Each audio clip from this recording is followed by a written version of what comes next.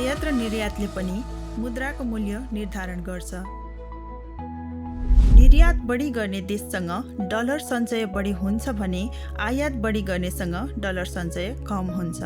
कुवेत जस्ता देशहरूले धेरै परिमाणमा पेट्रोलियम पदार्थहरू निर्यात गर्छ र त्यसको भुक्तानी डलरमा लिने भएकाले यस्ता देशहरूसँग डलरको सञ्चय धेरै हुन्छ, जसले प्रत्यक्ष रूपमा स्वदेशी मुद्राको मूल्य बढाउँछ।